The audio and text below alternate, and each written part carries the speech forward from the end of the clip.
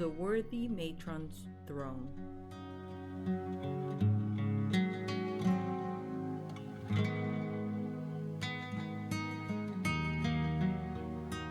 Symbolism in the Order of the Eastern Star, just for members.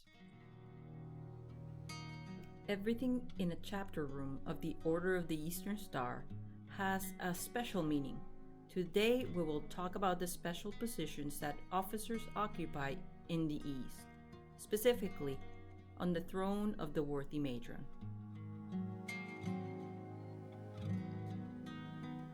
The Worthy Matron's throne is the seat of highest majesty and supreme honor in a chapter.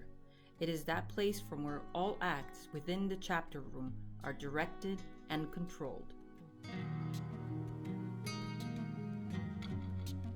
It is the place from where great actions are promoted for the benefit of humanity. The Worthy Matron and the Worthy Patron usually occupy higher and wider chairs than the other members, as a demonstration of their hierarchy, being the chair of the Worthy Matron the one with the largest dimensions. Normally, they are located in places higher than the rest of the members. This alludes to their authority.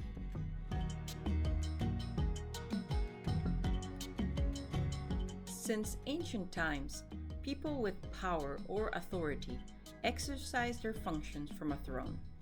Genesis reminds us, "You will be over my house, and by your word all my people will be governed. Only on the throne will I be greater than you." The inventor of the first throne is considered to have been a Babylonian scribe around 4500 BC. It is said that King Solomon's throne was the most wonderful known. It was made entirely of ivory, covered in gold, encrusted with precious stones that lavished dazzling and mesmerizing flashes of color. In the Middle Ages, chairs were a luxury item. The common houses had a chair reserved for the father. Others sat on benches, stool, cushions, or on the floor. This was not the case of people with power who flaunted elaborate thrones. The matron of a chapter is worthy from the moment she is placed in this seat and enthroned, that is, officially seated on her throne. The word throne comes from the Latin word thronus, which is derived from the Greek tronos. Throne is the name of the seat destined for the use of leaders and hierarchs as a representation of their power.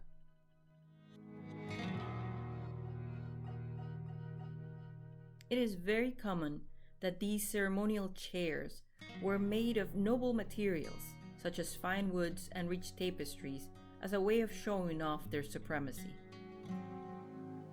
According to the Bible, the throne of God is holy, covered with clouds. The throne of the Lord sits on justice, kindness, and faithfulness. Not only the materials and the place provide us with data on the identity of the owners of these chairs, but also their behavior that will reveal their preparation, education, and origin. We can notice a lot of information about the way a person sits. Since we are talking about thrones, let's take Queen Elizabeth as an example, but we can search and observe anyone who occupies a throne.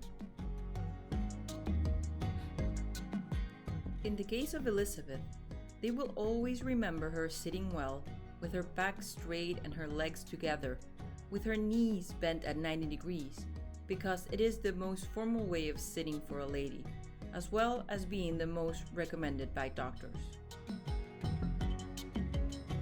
In the case of men, their feet will always go in parallel, totally resting on the floor at the same level.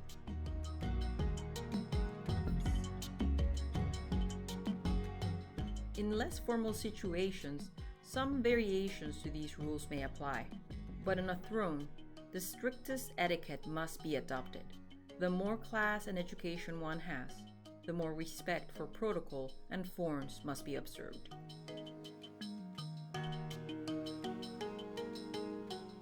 The throne or chair from which the worthy matron exercises her responsibilities symbolizes dignity, represents the structure of constitutional power on which the entire system of the Order of the Eastern Star is built.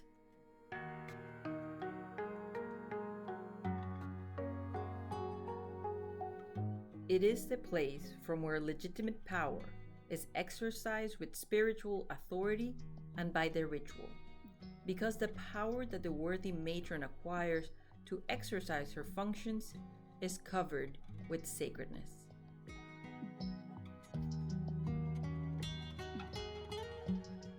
The chair of the worthy matron is a symbol of the authority of the position.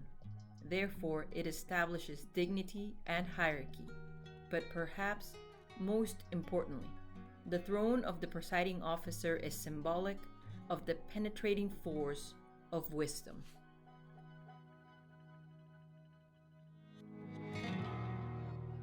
Wisdom is exhalation of the power of God, a pure emanation of the glory of the Almighty. Therefore, nothing defiled can reach it. It is the radiance of eternal light, a spotless mirror of God's activity and an image of His goodness. From there, we will receive valuable teachings.